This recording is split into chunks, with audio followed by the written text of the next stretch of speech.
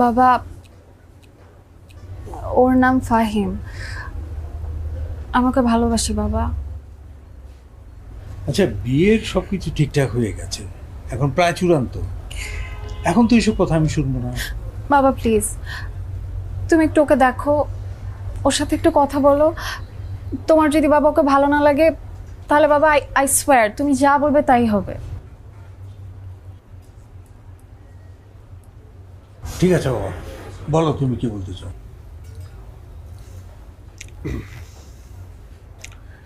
দেখুন, এটা সত্য যে আমি ওকে ভালোবাসি, ও আমাকে ভালোবাসেন। আপনি আমাদের দুজনের বিয়ে দিয়ে দেন। ঠিক আছে, বুঝলাম তুমি ওকে ভালোবাসো, কিন্তু তুমি কি করো, তোমার পরিচয়টা কি? আমার পরিচয় এখন যেটা হচ্ছে যে আমি একজন প্রেমিক। দেখো, আমি একজন সিনিয়র সিটিজেন, তোমার ভদ্রতা বজায় রাখা উচিত। তুমি ভদ্রভাবে কথা বলো, কি বলতে চাও? আমি একজন কবি। কবি? কবিতা লেখো? ঠিক আছে, বুঝলাম, কিন্তু তুমি আসলে করোটা কি? ওই অর্থে বেকার। তাহলে তুমি বেকার হয়ে আমার মেয়েকে বিয়ে করতে চাচ্ছ কেন? ওকে খাওয়াবে কি? বাবা, তুমি এরকম হেয়ালি করছো কেন? আমি বুঝলাম না। তুমি ঠিক মতো কথা বলো, সিরিয়াস। থামো থামো, এটা একটা সিরিয়াস বিষয়, এখানে সত্য বলতে হবে। শুনুন বাবা, আপনার মেয়ের সাথে আমার সম্পর্ক, আপনার মেয়ে আমাকে বলেছে আমি যদি তাকে গাছের তলে রাখি তার কোনো আপত্তি নেই, আর খাওয়া দাওয়া ওইটা আমরা ম্যানেজ করে নেব। ফাজিল ছেলের সঙ্গে তুই আমাকে পরিচয় করে দিতে এনেছিস? আমি যে এখানে বিয়ে ঠিক করেছি সেইখানে তোর বিয়ে হবে। আমি চললাম। বাবা, আমি বুঝলাম না, কি কি করলা তুমি এটা? আমি কি করছি? তোমাকে যে আমি এতবার তোমাকে বুঝাইলাম যে আমার বাবার সাথে দেখা করতে আসতেছো, মাথার স্ক্রুগুলোকে টাইট দিয়ে আসবা, তুমি কি করলা? হ্যাঁ, আর তুমি আমার বাবার সাথে দেখা করতে আসছো, তুমি তো সুন্দর করে বলবা যে তুমি কবিতা লিখো, কবিতা থেকে তো অ্যাটলিস্ট তুমি আর্ন করো। তুমি কেন বললা যে তুমি বেকার? দেখো, আমার মাথার স্ক্রু যথেষ্ট টাইট, তবে এতটুকু আমি বুঝতে পারি যে তোমার বাবা হচ্ছে অনেক কঠোর। এখন তুমি আমাকে বলো, তুমি যে এই বিহেভটা করলা আমার বাবার সাথে, তুমি ডিসিশন নিয়ে দাও যে আমার এখন কি করা উচিত। আমি তো কিছু বলতে পারবো না, বলবে তো তুমি। তবে এতটুকু বুঝতে পারি তোমার বাবার পছন্দের পাত্র আমি না। এখন তুমি সিদ্ধান্ত নাও যে তুমি আমার সঙ্গে থাকবে না তোমার বাবার সঙ্গে যাবে।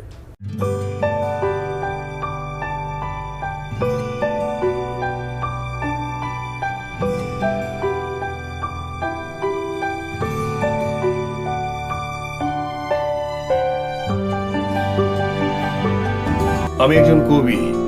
কবিদের জীবনের সবচেয়ে বড় ট্র্যাজেডি হচ্ছে তারা প্রেম করে সুন্দরী মেয়েদের সাথে, কিন্তু সেই সুন্দরী প্রেমিকাদের বিয়ে করে নিয়ে যায় কোনো ডাক্তার বা ইঞ্জিনিয়ার। আমার জীবনে এমন ট্র্যাজেডি অনেকবার ঘটেছে।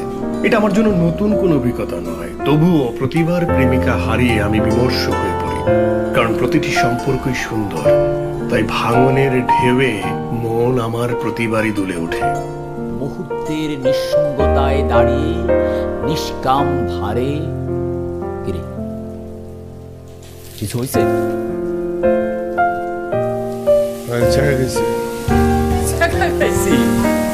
চমৎকার। শোন, আমাদের মতো কবিদের জন্য ছেঁকা তো একটা আশীর্বাদ। এই ছেঁকার তীব্রতাকে পুঁজি করে তুই এখন নতুন নতুন কবিতা সৃষ্টি করবি। সবই ঠিক আছে, কিন্তু ছ্যাঁকাটা যে খাইলাম সেই ছ্যাঁকা থেকে যে দুঃখটা অতটা বেশি না, কেমন জানি, মানে তীব্রতাটা কম কম। ওকে, একটা টেনশন। বৃষ্টিতে ভিজতে তো, মানে তুই যদি বৃষ্টিতে ভিজিস, বৃষ্টিতে ভিজার পরে তোর জ্বর আসবে, সেই জ্বর থেকে নতুন নতুন কবিতা সৃষ্টি করবি। মরণের টানেল থেকে ইচ্ছায় কি অনিচ্ছায় দেখিস তো।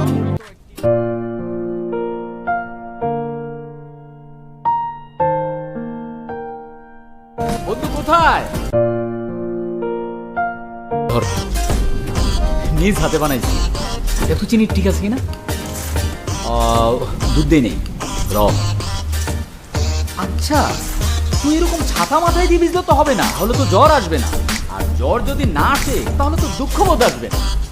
দুঃখবোধ থেকে যে কবিতা আসবে সেটাই তো আসল কবিতা। তা না হলে তো এই যে ছেঁকা খেয়েছিস, এই ছেঁকা তো তাহলে অন্যদিকে চলে যাবে। ছাতা সরা। কিরে, জ্বরও আসবে, হয়তো বা কবিতাও লেখা হবে। যা ভালো হয় নাই।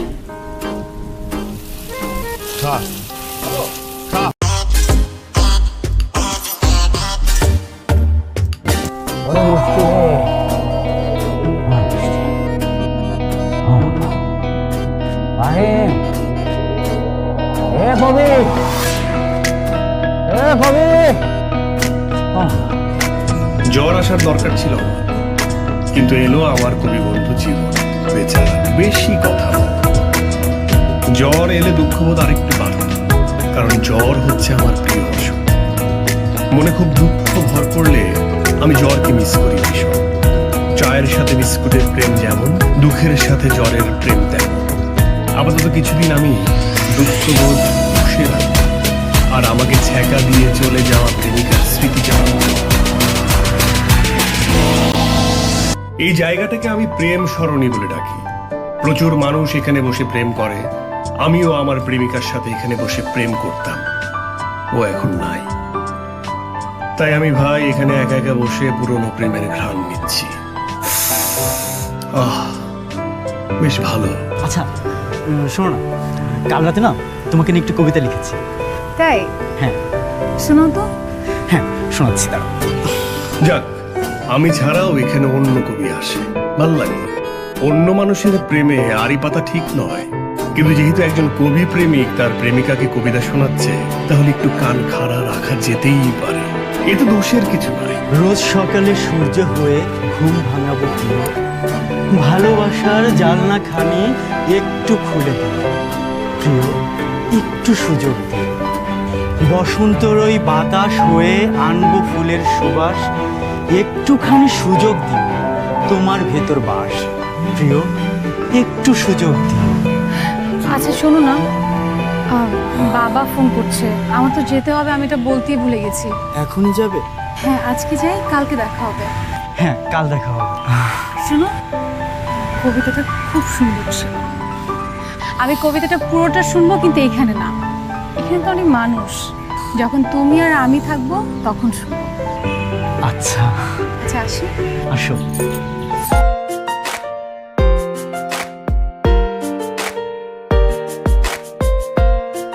ভাই, আপনি কিন্তু অসাধারণ কবিতা লেখেন। যদিও আড়ি পেতে শোনা ঠিক না, তবে এত সুন্দর কবিতা আমি আসলে আড়ি পেতে শুনে ফেলেছি। আপনার কবিতা খুব খুব অসাধারণ। Thank you thank you. ভাই, আপনি কোথায় লেখেন? এই তো বইটই বের হয়, আর রেগুলার তো ফেসবুকে লেখাই হয়। ফেসবুকে লেখেন না? পড়তাম এত সুন্দর কবিতা, একটু মন দিয়ে পড়তাম কবিতাগুলো। একটু ফেসবুক আইডিটা দিবেন, আমি একটু অ্যাড করে নিতাম। আসলে ভাইয়া, যাকে তাকে তো আর ফেসবুকে অ্যাড করা যায় না, বুঝেনি তো, প্রচুর রিকোয়েস্ট আসে। আসলে আপনি বরং আমাকে ফলো করে রাখতে পারেন। আমার আইডি নাম হচ্ছে প্রিন্স জুনায়েদ। জুনায়েদ। আচ্ছা বাই দ্য ওয়ে, আজকে আমি একটু আসি, আমার খুব জরুরি একটা কাজ আছে। হ্যাঁ ভাই, আপনি কিন্তু অমায়িক একজন মানুষ। থ্যাংক ইউ, ভালো লাগলো আপনার সাথে কথা বলে।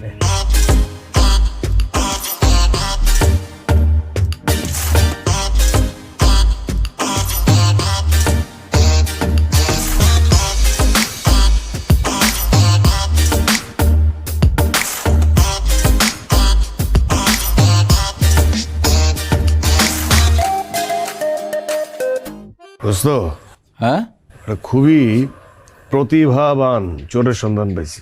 বলিস কি? হ্যাঁ, কি চুরি করছে? আমার কবিতা, আমার নিজের লেখা কবিতা। আচ্ছা, মানে আমার যত কবিতা আছে সব মনে কর যে ওর ফেসবুক আইডিতে পোস্ট করছে, নিচে ওর নাম, মানে কবিতাগুলো ও লিখছে। কি সাংঘাতিক। আমার ফেসবুক আইডিতে তো কোনো ছবি নাই, মানে চুরি করে একদম চাপাই দিচ্ছে। মানুষ ওইটাই বিশ্বাস করতেছে, ফ্যান ফলোয়ার তৈরি হয়েছে। বাটপারের ঘরে বাটপার। কিন্তু কিভাবে সন্ধান পাইলি তুই? আরে প্রেম সরণিতে গেছি, বসে ছিলাম, তো কি ভাগ্যটা আমার, আমার পাশে নিজের প্রেমিকাকে একদম সুন্দর করে সফট টোনে আমার কবিতা শোনাচ্ছে, মানে নিজের বলে চালাই দিচ্ছে। এইবার বুঝলি তো প্রোফাইলে নিজের ছবি না দেওয়ার সুফল? যদি প্রোফাইলে নিজের পিকচার দিতে তাহলে কি হইতো? ওই চোর তোরে চিনতো, তাহলে আর এই চুরিটা হইতো না। আর এখন বুঝলেই তো ঘটনা কি করছে। মানে শিক্ষা দেওয়ার একটা ব্যবস্থা নিচ্ছি। কি বুদ্ধি বলতো? ভাবছি যে আমি একটা স্ট্যাটাস লিখবো, স্ট্যাটাস লেখা ওরে টাকাবো, ওর যারা ফ্যান ফলোয়ার আছে সবগুলারে একদম পুরো এক এক করে টাকাবো। আর সবচেয়ে ইম্পর্টেন্ট বিষয় হচ্ছে ওর যে প্রেমিকা, ওরেও পায়ে গেছি, হ্যাঁ, ওরেও টাকাবো। Good idea. এইটা হচ্ছে তোর বেস্ট আইডিয়া যে তুই ওর প্রেমিকারেও টাকাবি। মানে এটা তোর কাছে বেস্ট আইডিয়া মনে হলো? হ্যাঁ, প্রেমিকা শুনলেই না পাগল হয়ে যাস তুই। আমি শোন, এই কবি,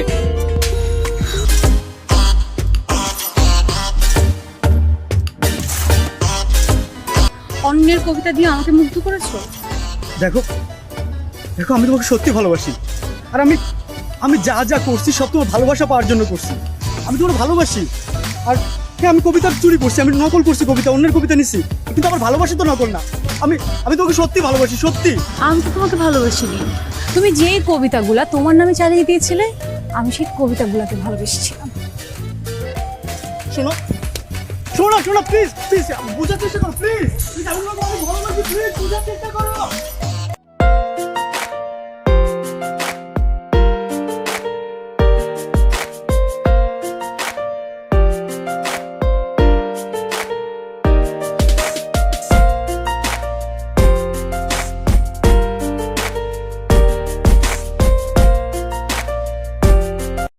সুন্দরী মেয়েরা আমাকে কখনো নক করলে আমি অ্যালার্ট হয়ে যাই, কারণ সুন্দরী মেয়েরা সবসময় বেশি অনধিকার চর্চা করে। তাই উপমা নামের এই সুন্দরী রমণীর ব্যাপারেও শুরুতে অ্যালার্ট ছিল। পরে দেখি সে নকল কবির সেই প্রেমিকা। মেয়েটি আমার সাথে দেখা করতে চায়। সাধারণত সুন্দরী মেয়েরা আমার সাথে দেখা করতে চাইলে আমি এড়িয়ে যাই, কিন্তু এই মেয়ের ক্ষেত্রে সত্যি বলতে এড়াতে পারলাম না, কারণ সে নকল কবির প্রেমিকা। তাই কি বলতে চায় তা শোনার জন্য বেশ আগ্রহ জন্মালো। আগামীকাল আমাদের দেখা হবে।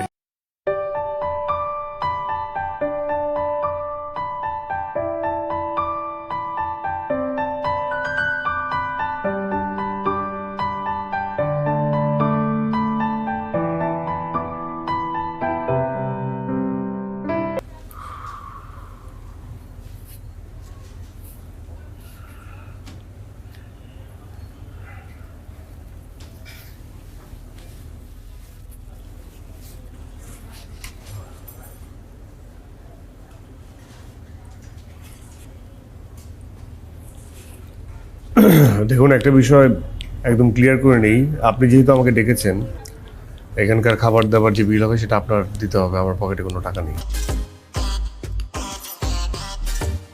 আচ্ছা আচ্ছা, ঠিক আছে, সমস্যা নেই, আমি বিল দিব, কিন্তু আমার বাজেট কিন্তু 1000 টাকা। 1000 টাকা অনেক অনেক বাজেট, অনেক। আমি ভুল করে মানিব্যাগটা বাসায় ফেলে রেখে এসেছি, তো এই জন্য আমার কাছে কোনো টাকা নেই।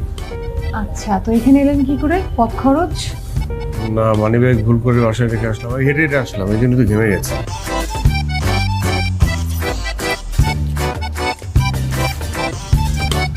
ধন্যবাদ আপনাকে। কেন? আপনার জন্য একজন প্রতারক কবিকে ধরতে পেরেছি। এভাবে বলছেন? সে তো আপনার প্রেমিক।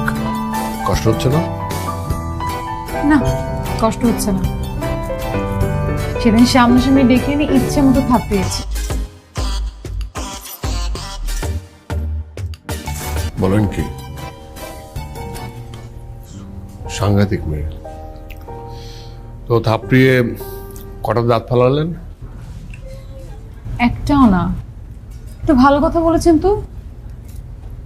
যদি আগে মাথায় থাকতো তাহলে অবশ্যই ট্রাই করতাম। এখন আপনার কথা শুনে মনে হচ্ছে যে যদি কয়েকটা দাঁত ফলাতে পারতাম তাহলে একটু শান্তি লাগতো।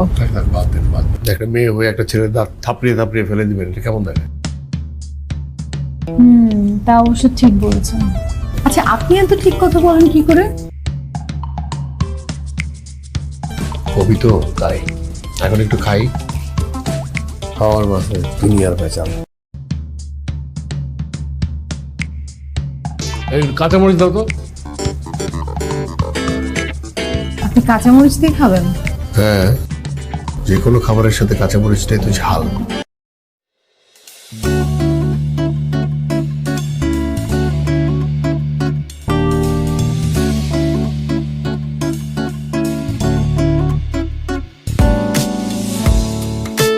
তাহলে আমি তাহলে আসি। আচ্ছা, আপনার এখান থেকে বাসে যেতে কত খরচ লাগবে? কত উবারে 170 থেকে 180 টাকা। আচ্ছা, নিন, হেঁটে এসেছেন, কিন্তু যাওয়ার সময় হেঁটে যাওয়ার কোনো দরকার নেই। আপনার এই টাকা আমি নেব কেন? ধার দিচ্ছি, শোধ করে দিবেন। ইন্টারেস্টিং, বাট আমার মনে হয় কি আমি যেভাবে হেঁটে আসলাম আপনারও হেঁটে যাওয়া উচিত। হাঁটা স্বাস্থ্যের জন্য খুবই ভালো। আজকে আপনি হেঁটে যাবেন, ঠিক আছে? আসি।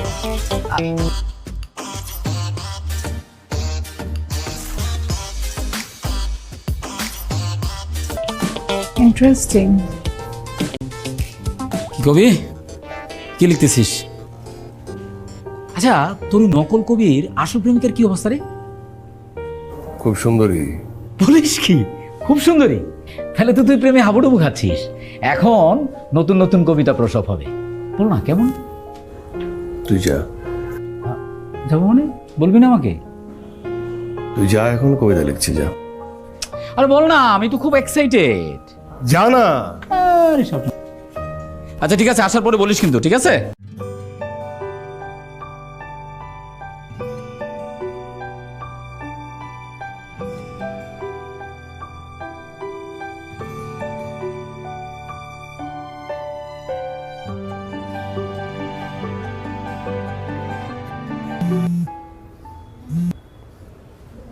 হ্যালো, কি করেন? কে আপনি? মানে কি? আপনি আমার নাম্বার সেভ করেন নাই? আমি উপমা। ও, দেখুন, আপনি আপনার নাম্বার দিয়েছেন, কিন্তু আমি সেভ করার প্রয়োজন মনে করিনি। বলেন। এমনি ফোন করেছি, কোনো কারণ নেই। আচ্ছা, তাহলে আমারও একটা প্রশ্ন ছিল, করে ফেলবো? জি বলুন। কবিরা প্রায় সময় মিথ্যে কথা বলে যাতে মেয়েরা তাদের প্রেমে পড়ে। এই ধরুন, যেমন আকাশের চাঁদটা এনে তোমার কপালের টিপ বানাবো, আর সমস্ত তারা নিয়ে তোমার চুলের খোপার ফুল বানাবো। আপনি আপনার কবিতাকে মিথ্যে বলছেন? হ্যাঁ বলছি, কারণ এটাই সত্যি। মানে কবিদের এই মিথ্যে কথা জেনেও মেয়েরা কেন প্রেমে পড়ে? কারণ মেয়েরা বোকা হতে পছন্দ করে, যেমনটা আমি। আমি আপনার উত্তর পেয়ে গেছি। ঠিক আছে, আমি এখন রাখি। শুনুন শুনুন শুনুন শুনুন, আচ্ছা বলুন। আমি আসলে একটা মিথ্যে বলেছি। আমি আপনাকে একটা বিশেষ কারণে ফোন করেছি, এমনি এমনি ফোন করিনি। হ্যাঁ বলেন। আমি যে কবিতা আর কবিতার লেখকের প্রেমে পড়েছিলাম, সেটা হচ্ছে আপনি। তাই কোনো ভূমিতা করছি না, একদম স্ট্রেট আপনাকে বলছি যে আপনাকে আমার ভালো লেগেছে। মানে ভালো লাগলেও আমার কিছু করার নাই। আমি আপাতত কোনো প্রেম করব না। কেন? তা সম্প্রতি আমি ছাকা খেয়েছি, তাই ছাকার কষ্টটা মনের ভিতর পুষে রাখতে চাই। আপাতত প্রেমে পড়া বারণ। তাহলে কি আমার অপেক্ষা করতে হবে কিছুদিন? সেটা দরকার নেই। বুঝতে পেরেছি, আপনার পিছলে যাওয়ার সম্ভাবনা আছে। তো আমার আপনার কিছুদিন লেগে থাকতে হবে। দেখুন, আমি ছেলে হিসেবে খুবই খারাপ, হালকা চরিত্রহীন বলতে পারেন। তাই আমার পিছন পিছন ঘুরবেন না, আমার প্রেমে পড়বেন না। আমার কিন্তু আপনার কথা বিশ্বাস হচ্ছে না, একদমই না। কি মহাজন! হ্যালো হ্যালো,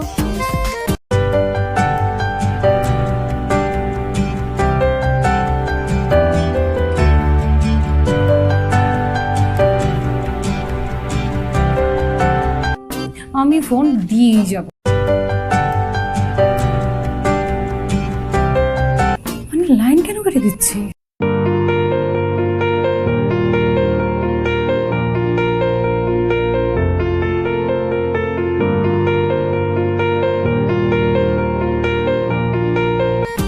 পাগল নাকি?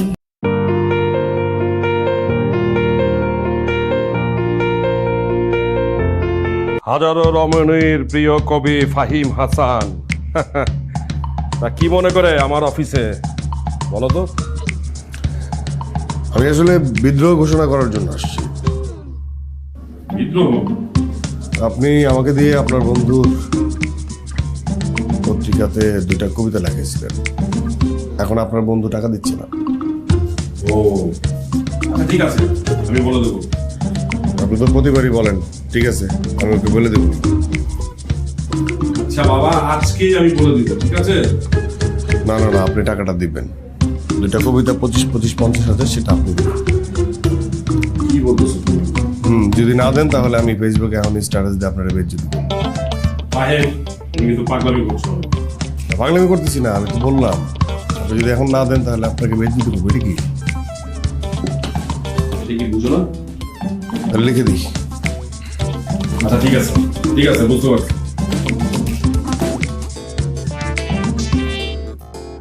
কত? 50,000 না?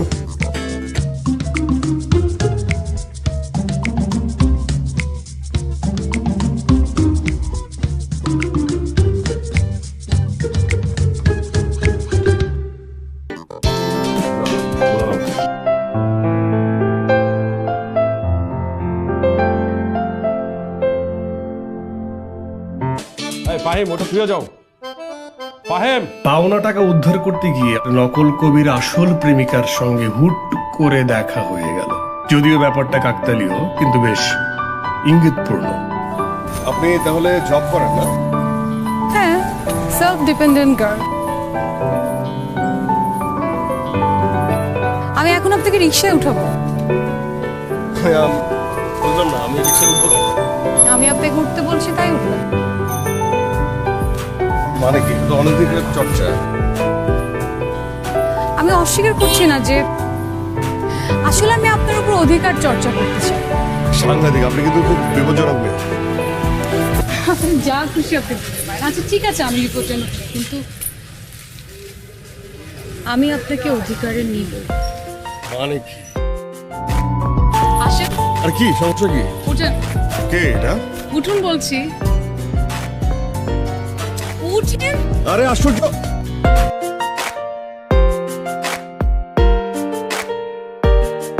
আচ্ছা, একটা প্রশ্ন করতে পারি? বলুন। আমরা কোথায় যাচ্ছি? আপাতত কোথাও না, আমরা কিছুক্ষণ রিক্সা ঘোরাঘুরি করবো, কারণ রিক্সা হচ্ছে পৃথিবীর সবচাইতে রোমান্টিক বাহন। ঘোরাঘুরি করে তারপর আপনাকে বাসায় নামিয়ে দিব।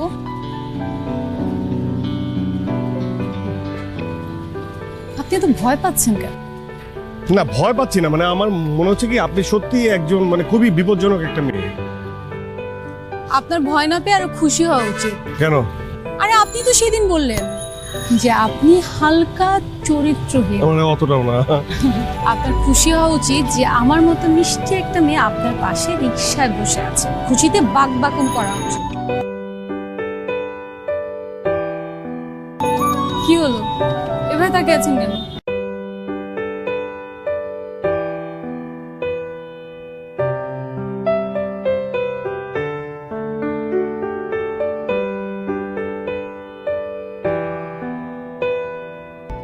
দেখ, আমি একটা ভাবনার মধ্যে আছি।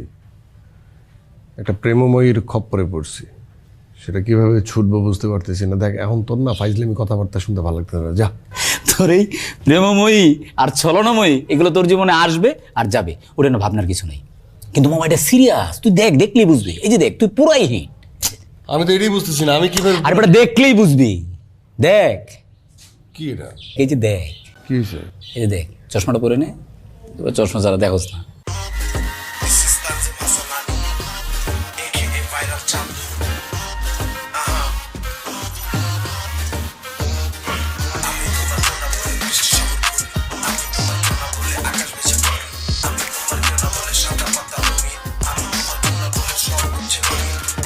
মানে হচ্ছে ভাইরাল চ্যানেল, তোর কবিতা নিয়ে র্যাপ সং করছে।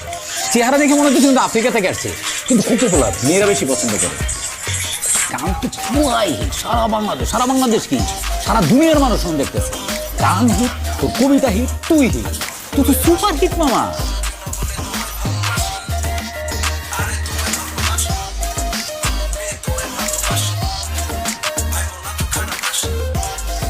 বাংলাদেশে কোনো কবির কবিতা নিয়ে প্রথম কোনো র্যাপ সং করছে বেটা, তো তো বেটা পার্টি দেওয়া হচ্ছে। ও তো আবার কবিতা নিয়ে র্যাপ বানায় পুরো রেপ করে দিছে। কি বলিস এটা?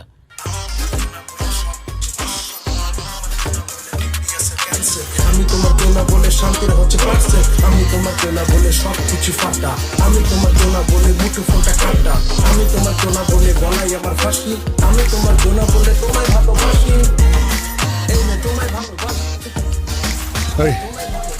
গেট আটকে দিছিস না? আপনি আমাকে ধরতে পারবেন না, পারবেন না। আপনার কবিতা র্যাপের জন্য একদম পারফেক্ট। আরো কিছু কবিতা সিলেক্ট করে রেখেছি, খুব শীঘ্রই দেখতে পারবেন। Bye bye.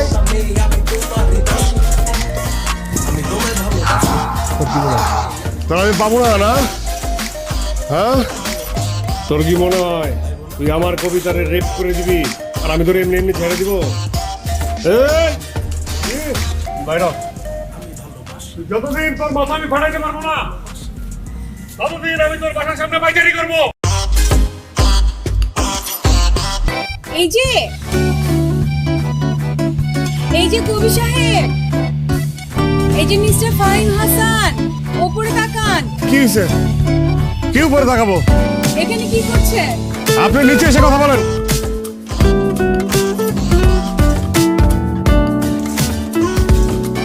কি হয়েছে বলেন তো? ভাইরাল চান্দু, ভাইরাল চান্দু। ভাইরাল চান্দু হচ্ছে আমাদের নিচতলায় থাকে, ভাড়াটিয়া। হয়েছেটা কি? এই ভাইরাল চান্দু আমার কবিতা নিচ্ছে, কবিতা নিয়ে কবিতাকে রেপ করে দিয়েছে, রেপ করে র্যাপ বানিয়েছে। যখন পর্যন্ত আমি ইট দিয়ে ওর মাথা ওর চামড়াটা না ফাটাবো ততক্ষণ পর্যন্ত আমার শান্তি নাই। কি বলে? ধরেন, কিন্তু ভাইরাল চান্দু তো আপনার কবিতা পড়ার কথা না, সে আপনার কবিতা কোথা থেকে পাবে? আমি কি করে জানবো? ধরেন, আমার মনে হয় সে আমার কাছ থেকে কবিতাটা পেয়েছে। কিভাবে?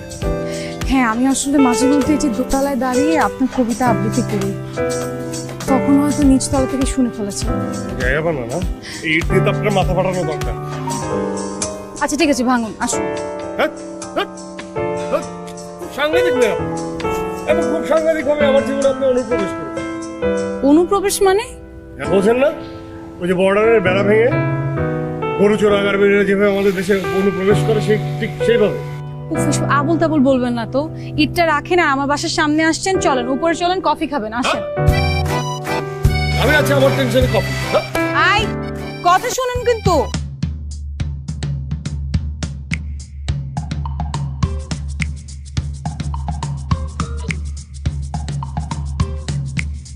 ফাহিম, আপনি অনেকদিন ধরে কবিতা লিখছেন এবং খুবই জনপ্রিয়, কিন্তু আপনার জনপ্রিয়তাটা ভাই একেবারে সস্তা জনপ্রিয়তা। আপনার কবিতায় আমি কোনো চিত্রকল্প খুঁজে পাই না। চিত্রকল্প ছাড়া কবিতা হচ্ছে অহেতুক, অনর্থক এবং বাতিল। আমাদের আধুনিক কবি জীবনানন্দ দাশ হচ্ছেন চিত্রকল্পের ওস্তাদ, তাকে অনুসরণ করুন। দেখেন বুঝি ভাই, আপনাদের মতো অনর্থ, অধর্ম, মূর্খ সমালোচকদের জন্য যুগে যুগে কবি সাহিত্যিকরা অনুৎসাহিত হয়ে যায়, তাদের কিছুই হয় না। আর জীবনানন্দ দাশ যখন বেঁচে ছিলেন তখন তার কোনো কেউ আর কি 2 পয়সার মূল্যায়ন করে না। যখন মরে গেছে সবাই তাদের নাচানাচি। আপনার মতো সমালোচকরা হচ্ছে এই যুগের বিস্ফোরণ। বুঝতে পারছেন? এই কথা বল, ভালো লাগে শুনতে।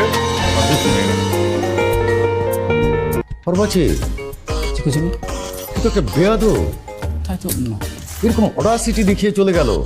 শুনুন, আপনাকে আমি বলছি, জি চিত্রকল্প ছাড়া কবিতা আধুনিক হয়ে উঠতে পারে না। কিন্তু আমি একটা জিনিস আমি বুঝতে পারছি না, এই যে চিত্রকল্প, এটা গোল গোল করে পাকিয়ে আমি যে কোথা দিয়ে ঢুকাবো, এটা ঠিক আমার মস্তিষ্কে কাজ করছে না। জীবন, আপনি কি আমার সঙ্গে মস্করা করছেন? একদম না কিছু। বেরিয়ে যান তাহলে। বেরিয়ে যান এখান থেকে। কোথায় বেরোবো? এটা তো আমাদের বাসা, আপনার নিঃসঙ্গতা কাটানোর জন্য তো আপনি এখানে আসেন। ও তাই নাকি? আচ্ছা তাহলে আমি বেরিয়ে যেতে। না না, কিছু ভাই যাবেন না। না না না, আপনাদের সঙ্গে কবিতার আড্ডা কখনোই হবে না। যাচ্ছি। খুঁজি ভাই, আপনারটা নিয়ে যান। এক্সকিউজ মি, একটা কফি দাও তো ভাই।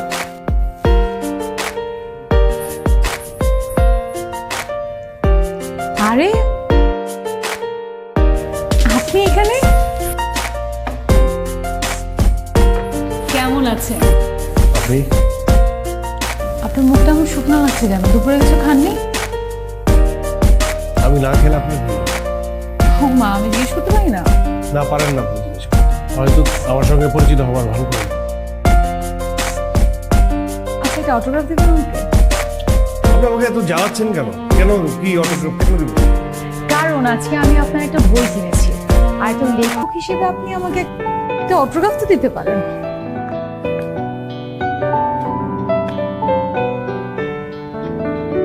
নিন।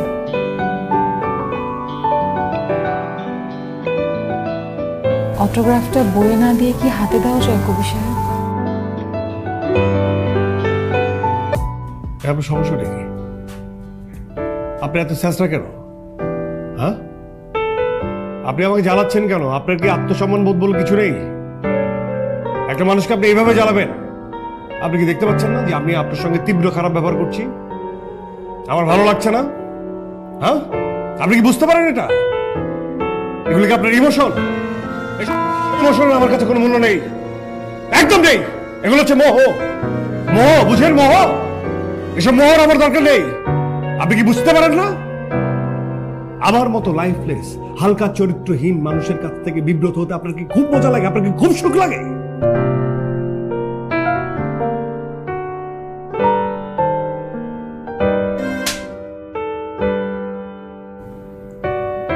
আমি যে আপনাকে চট্টা মেরেছি, কেন মেরেছি জানেন? আপনি যে আমার সঙ্গে এরকম তীব্র বাজে ব্যবহার করেছেন সেই জন্য না। আমি আপনাকে চড় মেরেছি কারণ আপনি আপনাকে নিয়ে যাতা বলছেন। আপনি আপনার নিজেকে ছোট করছেন কারণ আপনার আত্মসম্মান মধ্যে কিছুই নেই। আর আপনার যে কোনো আত্মসম্মান নেই সেটার জন্য আমার খারাপ লাগছে, সেটার জন্য আমার কষ্ট লাগছে। আর এটা যদি হয় ভালোবাসা, তাহলে ভালোবাসা কোনো পাপ না।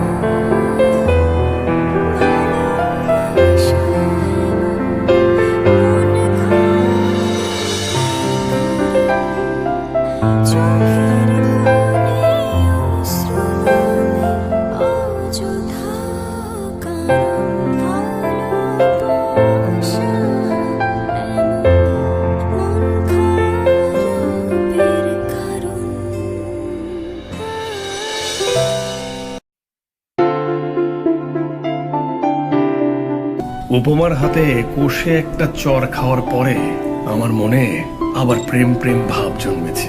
তাই ওকে আমার কাছে আবার ফিরিয়ে আনার জন্য একটা টোপ ব্যবহার করতে চাই। টোপটি হচ্ছে, আমি এখন ফেসবুকে একটা মিথ্যে স্ট্যাটাস দেব, লিখব জ্বর নিয়ে বৃষ্টিতে ভিজতে ভালো লাগছে খুব। আমি এটাও জানি এই টোপে কাজ হবে। উপমা টপ করে টোপটা গিলে ফেলবে, কারণ মেয়েরা হচ্ছে মাছের মতোই বোকা।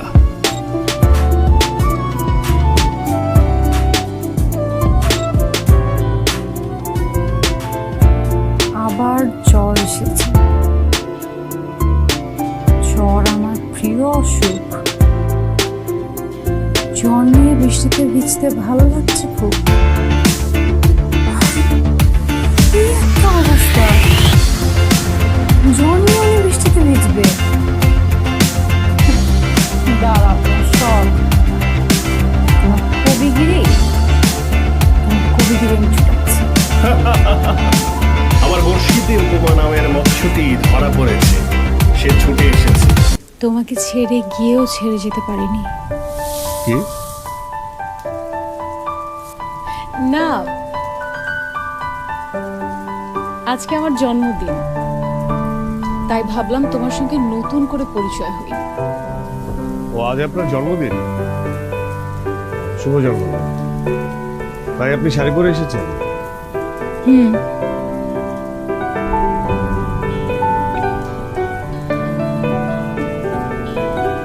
দাঁড়ান,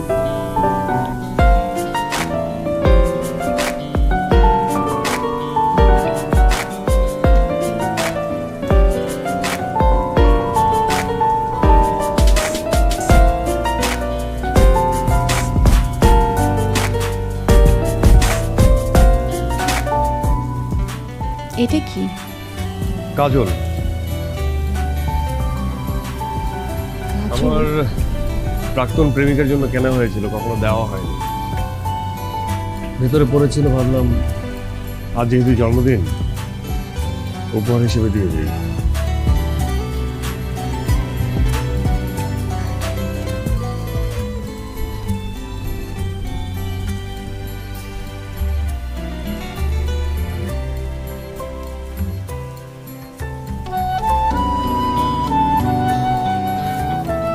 আমাকে সুন্দর লাগছে না?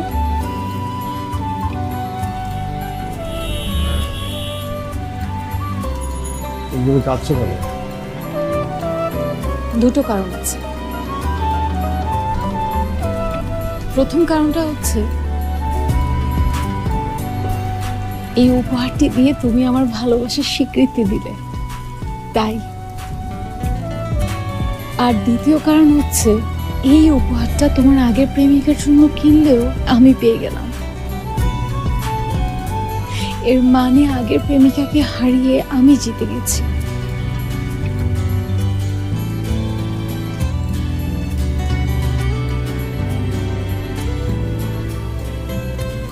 তুমি আর কাঁদবে না, কারণ আমি তোমাকে ভালোবাসতে শুরু করেছি। প্রাকৃতিক নিয়মে আমি আবার প্রেমে জড়িয়ে গেলাম। মেয়েরা বোকা বলেই কবিদের ভালোবাসে। উপমা মেয়েটা একটু বেশিই বোকা, তাই আমাদের উথাল পাথাল প্রেম চলল কিছুদিন। চলুক, মন্দ কি।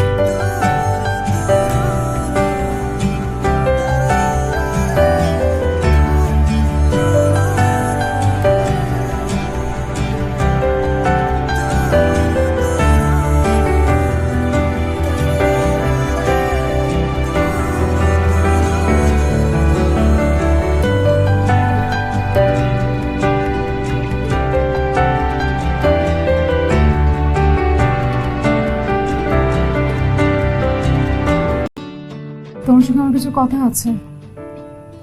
ব্যাপারটা খুবই সিরিয়াস, জরুরি, মানে খুব জরুরি। তুমি তাহলে কালকে আমার সঙ্গে দেখা করছো?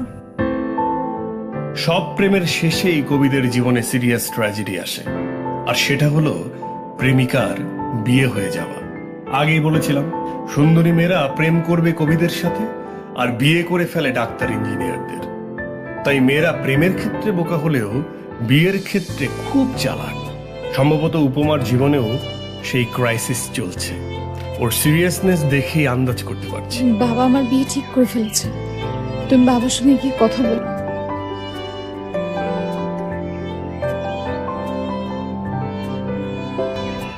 এতে কোনো লাভ হবে না। কেন? পাত্র হিসেবে তোমার বাবা আমাকে মেনে নেবে না। দেখো, আমি একজন কবি, আমার জায়গাটা অনেক সম্মানের। মানুষ আমাকে ভালোবাসে। আমি তোমাকে নিয়ে পারি যে সবার চোখে অসম্মানের পাত্র হতে পারবো না। আমাদের জীবনে এমন ঘটনা ঘটে। তাহলে কি আমি বিয়ে করে ফেলবো? হ্যাঁ।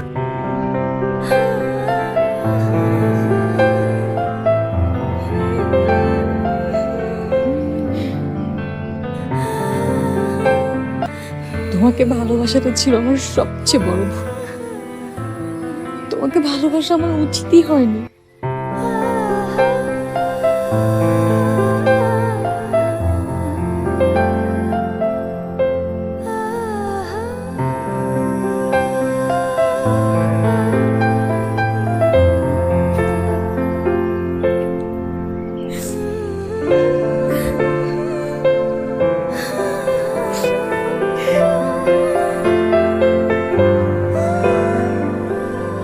তোমার কষ্টটা আমি পুষে রাখবো। যতদিন তুমি এটা পুষে রাখবে ততদিন আমি তোমার, তারপর হয়তো বা অন্য কারো।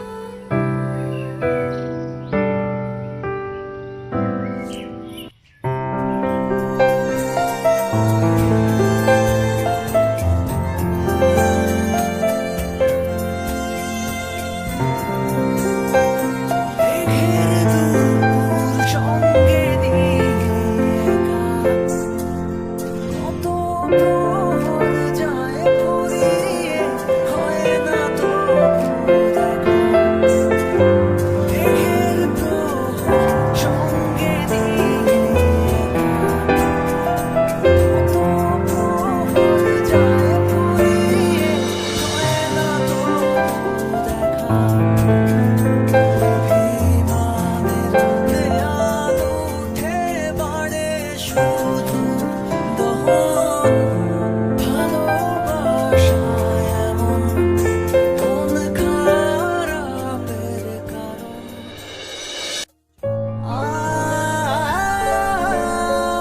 জীবনের প্রথম কোনো ছ্যাঁকা খেয়ে আমি খুব ভেঙে পড়েছি। বিশ্বাস করুন, এতটা কষ্ট আগে কোনো ছ্যাঁকা থেকে আমি পাইনি। যাই হোক, দুঃখ বিলাসী হয়ে ঘুরতে আমার ভালোই লাগছে। আচ্ছা, আমি এমন কেন? মানুষ হবে সুখ বিলাসী, দুঃখ বিলাসী হবে কেন? এক্সকিউজ মি, আপনি কবি ফাহিম হাসান না? হ্যাঁ জি, আমি ফাহিম হাসান জি। আমি আপনার কবিতার ভীষণ ভক্ত। ও আচ্ছা আচ্ছা, হ্যাঁ ঠিক বলতে আছে। পারেন আপনার কবিতার প্রেমে পড়ে গিয়েছি। ও ফেসবুকে অনেকদিন ফলোয়ার হয়ে ঝুলে আছে। জি, ফ্রেন্ড লিস্টে কি জায়গা পেতে পারি? না মানে শূন্যস্থান পূরণ করার জন্য যদি কাউকে দরকার হয় তখন আসলে ভেবে দেখবো। হ্যাঁ আপাতত সেল নাম্বারটা। হ্যাঁ, তা তো নেয়। Thank you so much. আচ্ছা, মানে আমি যদি আপনাকে সেলফোন নাম্বার দিই তাহলে কি কথা বলতে বলতে মানে প্রেমে পড়ার কোনো সম্ভাবনা আছে? আপনার কবিতার প্রেমে পড়ে গিয়েছি মানে তো আপনারও প্রেমে পড়ে। আচ্ছা, এখন থেকে আমার কাজ হবে আপনাকে আমার প্রেমে ফেলার।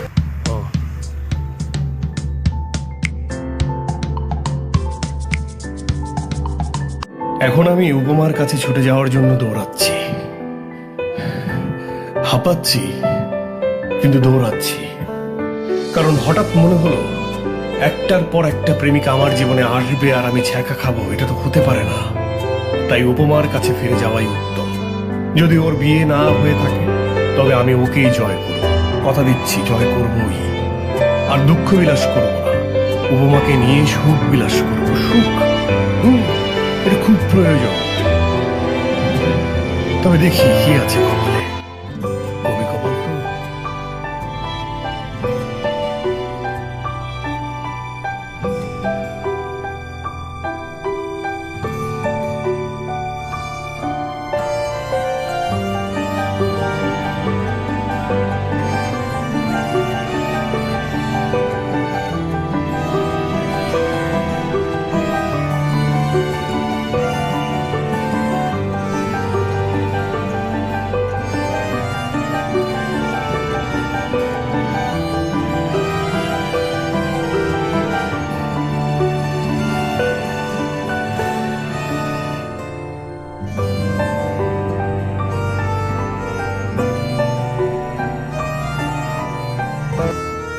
কেন এসেছো তুমি?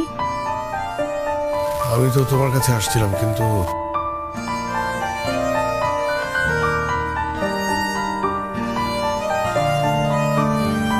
আমার তো বিয়ে হয়ে গেছে। 15 লক্ষ টাকা দিয়ে মোহর, অনেক দামি বিয়ে,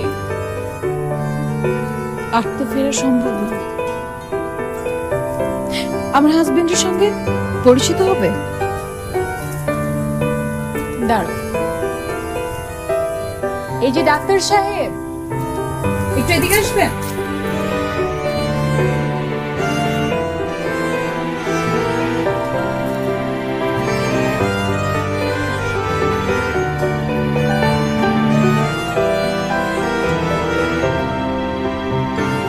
ডাক্তার সাহেব, আমার হাজবেন্ড। ভেবেছিলাম জীবনের একটা মাত্র প্রেমের কথা আপনাকে বিয়ের পরে বলবো, কিন্তু এখন ভাবছি যে সংসার শুরু করার আগে আপনাকে বলা উচিত। উনি কবি ফাহিম হাসান,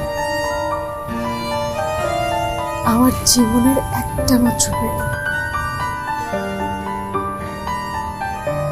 আমি তাকে ভালোবাসি। না না, আমি তাকে ভালোবাসতাম।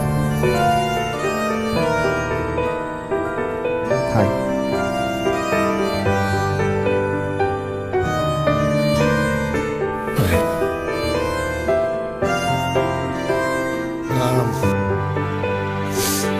দেখুন, আপনার কাছে আমার একটা রিকোয়েস্ট থাকবে।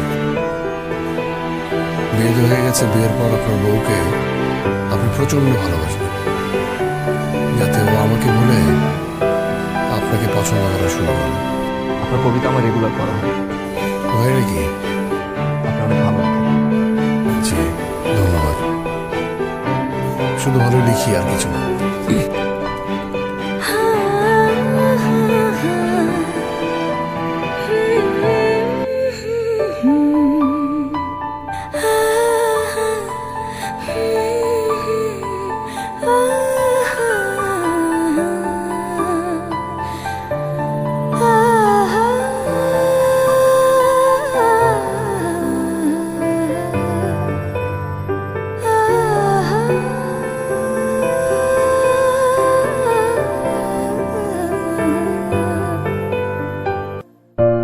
সত্যি সত্যি আমি প্রচন্ড ছ্যাঁকা খেয়ে ফেলেছি। উপমাকে হারানোর কষ্ট আমাকে খুব পোড়াচ্ছে, খুব। এতটা কষ্ট আগে কোনো ছ্যাঁকা থেকে আমি পাইনি, সত্যি বলছি। আগে ছ্যাঁকা খেলে কষ্টটাকে হালকা মনে হতো, তাই কষ্টের তীব্রতা বাড়ানোর জন্য আমাকে দুঃখ দুঃখ ভাব নিয়ে থাকতে হতো। কিন্তু এবার মনের ভিতর তীব্র দুঃখবোধ জন্ম নিয়েছে। আমি নিশ্চিত আমার এই দুঃখবোধ সারা জীবন বুকের মধ্যে থেকে যাবে। নতুন কোনো সুন্দরী মেয়ে এসেও এই দুঃখ আমার কমাতে পারবে না, কোনোদিনও না। জ্বরে তো গা পুড়ে যাচ্ছে।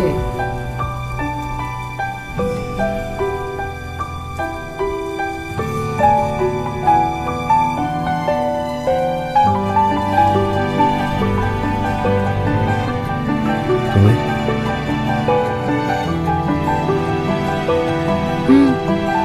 আমি, তোমার কি মনে হয়েছে যে আমি এত সহজে তোমার পিছু ছাড়বো? এত সহজ না। আমিও চাই তুমি আমার পিছন কখনো না ছাড়ো। আমি সারাটা জীবন তোমার সঙ্গে থাকতে চাই, কিন্তু কি হবে? জানতে চাও?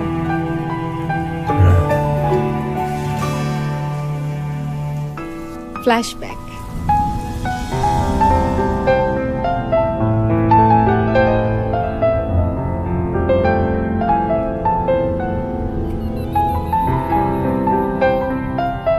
ড্রাইভার সাহেব গাড়ি রাখেন।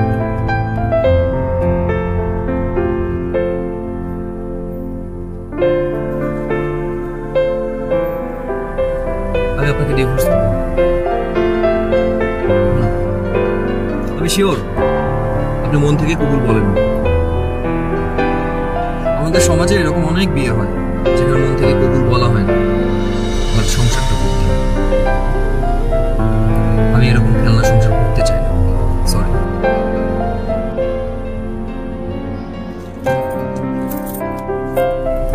আমি সত্যি বুঝতে পারছি না যে আপনি কি বলছেন। আপনার বোঝার কথা হবে। শোনেন,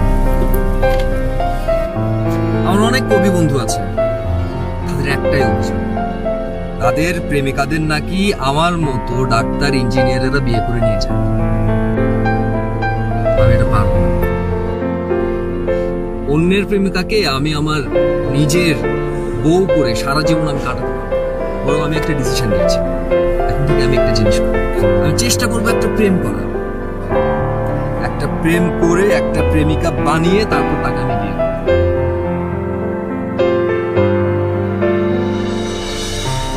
চাইলে আপনার কবি প্রেমিকের কাছে ফিরে যান। I have no regrets.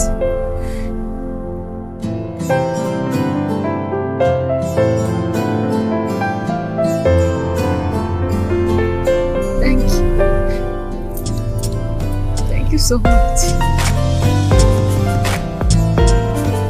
বোঝা গেছে ব্যাপারটা?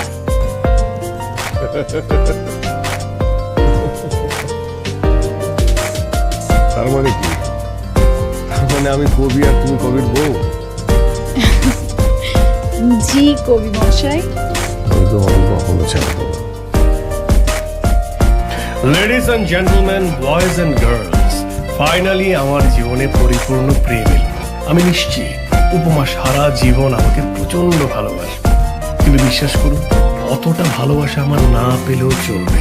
ও যদি আমাকে এক মুঠো প্রেম দেয়, তাতেই আমার সারা জীবন চলে যাবে। কারণ সত্যিকারের প্রেম এক মুঠোই যথেষ্ট।